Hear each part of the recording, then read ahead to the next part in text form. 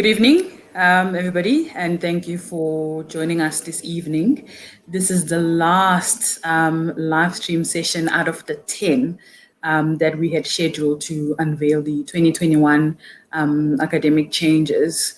There will, of course, be other sessions in the near future, even though they may not necessarily be live streamed, but they will certainly be in a form of audio visual, because it's always nice to see who's behind the camera. I'm once again joined by Gareth as co-host, and he will take you through some of the topics that we've already discussed previously. Gareth? Okay, thank you, Mandisa. Yes, so to look at what we have already covered,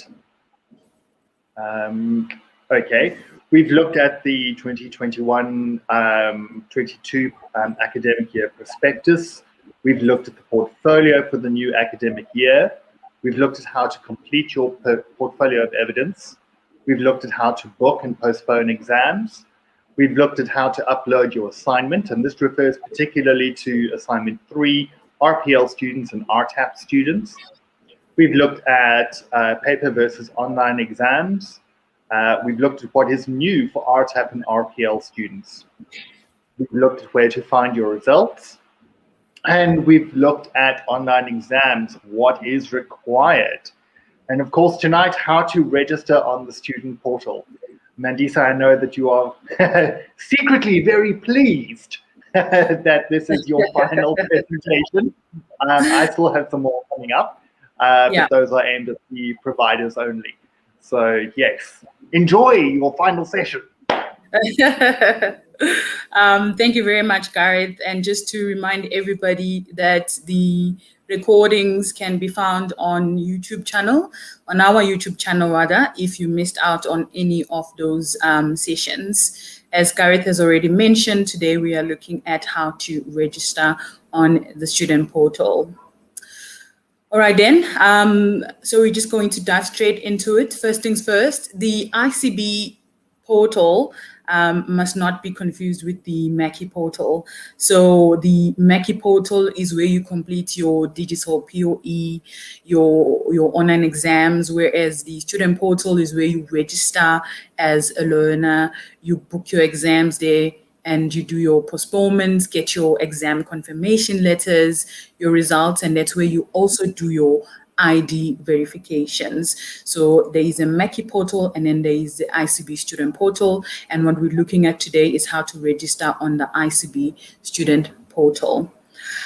Now, previously, our campus learners did not have to register on the student portal because provider did this on their behalf via the provider portal. However, with the online exams as well as the ID verifications now being a requirement, all learners will need to register so that they can complete the ID verifications, okay? However, the exam bookings for campus learners will still be done by the training provider or your college. So it's very important that you don't mix those two. If you're a campus learner and you subscribe to a provider, you only need to log in or register on the portal in order for you to complete your ID verification and not for you to book the exams. Now, there's two ways to navigate to the ICB student portal. The first one is to go through the direct link, which is on our website. So if you go to the ICB website, you will find a link there at the top right corner, which says log in. If you click on that, you will be taken straight to the student portal. And then the second way is to basically enter the URL for the student portal on the web address. And as you can see on the screen, it's secureicb.coza and then /learner. Either way, you'll be able to navigate to the student portal. Okay. Mandisa, yes. So this access to the student portal, that applies to both new students and existing students? Yes, it does apply to both. Now, regardless of whether you've used the link on our website or entered the web address, all of them will take you to the screen that you see right now. And it's basically where you have an option to either log in, to register, or reset your password. Now, if you are registering for the very first time, you simply need to click on the register tab, which is there in the middle, as you can see. And this will open up the window on the right. Now, the window on the right is basically a short form, and it's for you to register your login credentials.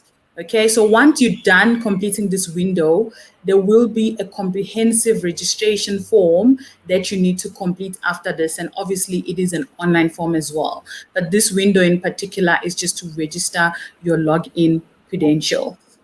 So you will then enter the required details and then click register at the bottom of the form. Okay. Mandisa, what happens if I'm an existing ICB student and I click on register? We will cover that just now, Gareth. Okay. Okay, so you will only select register if you are not already registered as a student, Gareth. But if you're already registered and or have login details, then you will just select login on the screen that I just showed you. So if you select login, you will then need to enter your username as well as your password. Now, let's say you've already registered, but you've forgotten your password. One of the options on the login screen is to reset the password. So you simply select reset password if you've forgotten your login details, and then you will follow the steps from there. So you basically open up another window that will take you through the instructions or the how to reset your password. Now, what you need to enter on the screen where you enter or register your login credentials is basically your ID number. So ensure that you are entering your correct ID number, because then it will pre-populate to the registration form that you need to complete next. And also ensure that you enter your email address accurately. You will also enter your ID number. And it must be without spaces. I know other people, especially if you have a South African ID number, because of the way that it's displayed on the ID book, it's like 6 digits, 4 digits, and then 3. Please do not enter it in that format. You must enter it without any spaces. Okay. Mandisa, talking about ID numbers, Yes. does the system recognize both South African ID numbers and foreign ID numbers? Yes, it does. So on the Okay. login screen that we covered previously, you will see it says SA ID or other. So you will have an option. And also when you go through the registration form, you will have an option, a drop-down menu of other options. Okay. Alrighty. Now, if you receive an error stating that the user is already registered, please just make sure that you enter a unique username. For instance, if you enter Garrett, there may be a million Garretts that have already registered on the portal. So just try and make it unique, maybe put a number in there, Garrett123 or whatever the case may be. The password can be of your own choosing and you can change it at any time.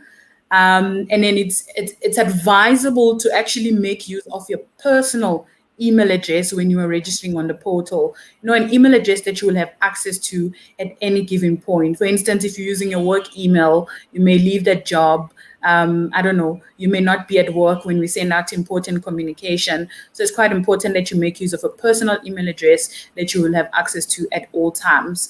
And then lastly, the email address that you use may not be shared between 2 or more people. So the email address must only be used by yourself when you're registering on Mackie. So if, for instance, another person tries to register with that very same address, it will not accept.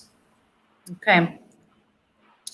Alrighty then. So once you have clicked on register, it will then take you to this screen where you need to complete the online registration form that I mentioned earlier. So you will need to complete steps 1 to 5 in order for you to successfully register as a learner with ICB. Now, all of the fields with an asterisk sign are compulsory, which means that your form will not be submitted until those fields have been completed. So now I'm just going to briefly take you through each steps, so you can have an idea of what information is required on each step.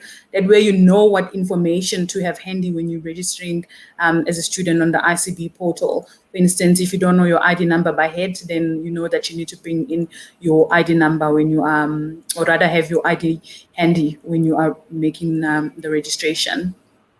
So under step 1, make sure that you enter your details accurately. Now, ICB will not, unfortunately, be liable for any misspellings of your details on your certificate or your qualification. So the information that you enter here is the information that will be entered on your facet certificates, on your ICB program certificates. And it's quite a process to actually now go and get a reprint or get a change of name once those have actually been printed and dispatched. Remember that the information that you submit also gets captured on the National Learner database. So if your information is correct there, that's definitely going to be an issue because that's a national database, okay? And if an employer is looking to verify your qualification, that's where they'll basically find some of your information. So please make sure that you are capturing those details correctly. So you'll enter your personal details. One of those is your ID number. Now, based on whichever option you selected, for instance, if you selected SAID in the initial registration screen, it will pre-populate onto this registration form, onto step 1. So you will see that it's at the default ID type will then be South Africa. Okay, and then you will need to enter the title. You will need to enter your first name as it is on your ID document. Okay, and then you need to enter your middle name as well as your last name. And once you're done with this step, you just need to select next step, okay? Right at the bottom of the screen, and that's gonna take you to the next screen. So if you hover your mouse over to step 2 and click there, it's not gonna move. You need to go to the bottom and click on next step. And that's gonna take you to— title, I can have myself listed as sir. You can have yourself listed as Mr. Not sir. Gosh, you sound like you're from England, eh? Well, it's fine. Then I'll just have to settle for doctor. Yes. Okay, so in step 2, there's other details that you need to enter, but I've just covered these ones because they're the most important. So your mobile number, ensure that that is captured accurately in case we need to communicate anything to you via SMS, or if we need to give you a phone call, you know. And then your addresses, you need to complete your physical, your postal, as well as your billing address in full. So right down to street name and street number, please make sure that you include all of those. However, if your billing address or your postal address is the same as your physical, you can actually just check the box there that says same as, so that you don't have to go in and tap all 3, you know, because then that's a lot of typing. And then once you've entered your physical address, you can then click on the next step, which is step 3. So it's pretty simple. It's just basic information that you need to enter. It's nothing complicated. So under step 3, you will enter your date of birth. You will enter your gender. Now, the gender will be defaulted based on the details of your ID. As you know, especially if you're South African, if you have a South African ID, for instance, a 083 will be a female and a 081, if I'm not mistaken, is male.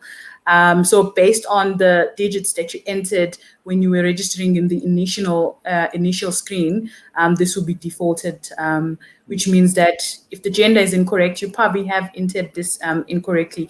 You just need to go and correct it under step 1. And then obviously you will enter your equity. That's basically your ethnicity that you fall within. All right. Yeah, Mandisa, I know that we've got that. We've got the equity thing there that we need to fill in, and some people keep going, well, why? I know that that is essential data for the National Learner Database. So that has to be uploaded there. So the information that the students put in here forms the basis of what we submit to the NLRD. Absolutely, Gareth. Absolutely. The demographic information is quite important and it's accurate. Not only does it go to the NRRD, but then the information from the NRRD is then used by the government for statistics and reporting purposes. So if they're reporting on how education is doing in South Africa, which demographic or group of people are doing which particular, I don't know, subjects or qualifications, all of that information feeds to the government. So it's quite important. All right. So moving on to step 4, you need to fill in your nationality, your home language. I think there's about 10 of them listed there. If yours is not listed, you just simply need to select other, okay? And then you need to select your residency. So you will have a drop-down menu and you can select the most appropriate option there. And then disability, please make sure that you do indicate your disability status there, quite important. Socioeconomic status, basically that's like whether you're employed or unemployed. And then you need to complete your education, which is basically where you indicate your highest qualification that you've achieved. And just as Gareth has mentioned, this is demographic information which is captured on the NRRD, so it does need to be captured accurately. We then upload that information to Facet, and Facet uploads it to the NLRD. So once you're done with step 4, this is pretty much all the information that you need to capture on the registration form. And step 5 is basically a declaration, okay? But before you declare, my advice would be to go back to steps 1 to 4 and ensure that the information that you've captured there is accurate and that all the mandatory fields have actually been completed. And then only once you satisfied that the information is correct, you can then declare that the information provided is true and correct by selecting the checkbox. And then you will obviously select submit. Okay, now when you click on submit, that will basically complete your registration. Okay, and then you will immediately receive a confirmation email confirmation of your registration with ICB. And what this means is basically your information has been captured on the ICB database and that you now have access to the ICB student portal. It doesn't mean that you've been registered for a qualification or that you've been registered for an exam. So this is simply just to say you've been registered as a student and you can now log into the portal to actually do those things. So if you haven't received the email, it's probably because you've entered an incorrect email address, hence the emphasis of on ensuring that you have captured the correct details when doing the registration. Okay. And just like that, you're successfully registered as a learner. Yes, Gareth. So I was going to say, if you don't receive that email, is it sometimes that the email can go to the junk folder or spam folder? Possibly, Gareth. Most of the time, probably not, but it's possible. Yeah. Thing to check on those folders. Yeah. Yeah. Okay. Thank you. But then, if it's been, I don't know, a couple of minutes, an hour, and you haven't received that email, although you're supposed to receive it immediately, then yeah, something is wrong there. All right. So now that you've successfully registered as a learner, what's next? Well, basically, you need to just go back onto the student portal using the login details that you just registered with. And you will have to obviously then book your exams, complete your ID verification. And then once you're done with that, obviously you need to purchase your learning materials, study, of course, complete your POE on Mackie. And then once you're ready or when your exam date comes, you will then write your online or paper exam, depending on whichever one you book. And then you'll obviously get your results, get your certification. And then once you're done, you can book your next batch of exams. Oh. Yes. You make it sound so simple. And of course it is. It is. I mean, it's, The registration is easy. ID verification is easy. Yep. You know, the materials are readily available. Completing the POE, we've been through that, so we know that that is not particularly challenging. Yep. The exam, well, that is up to the student, of course. It is up to the student and the work that they've put in, yes. Yeah. So yeah, the reason why I'm not expanding on all these steps is because it has been covered during the past sessions. Gareth did give you a recap of all of the sessions that we've done. So each and every one of them has actually been covered. So if you need more information on how to book exams, how to complete your ID verifications, etc., then you need to just go to the YouTube channel and watch those videos. But then we also have the knowledge base, which can assist you with things like how to purchase your learning material, how to receive results and stuff like that. So all the information is available on those videos. Alternatively, it will be available on the ICB knowledge base. All right, I think that brings us to the end of this session. But before we move on to the questions, that's if we have any, please do remember to subscribe to our YouTube channel and like this video, please, if you have found it to be beneficial to you. Remember that by subscribing to our channel, you will get notified of any new videos that we upload. All right, Gareth, do we have questions? Actually, we don't.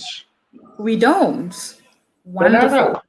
So clearly, your explanation is so perfect that everybody can understand exactly what is required. Okay, then that is awesome. So we will just close the session then. Thank you very much, everybody, for joining us this evening. We hope that you have enjoyed spending the last 2 months with us doing the sessions. We did start in January and it is end of February. We've been consistent.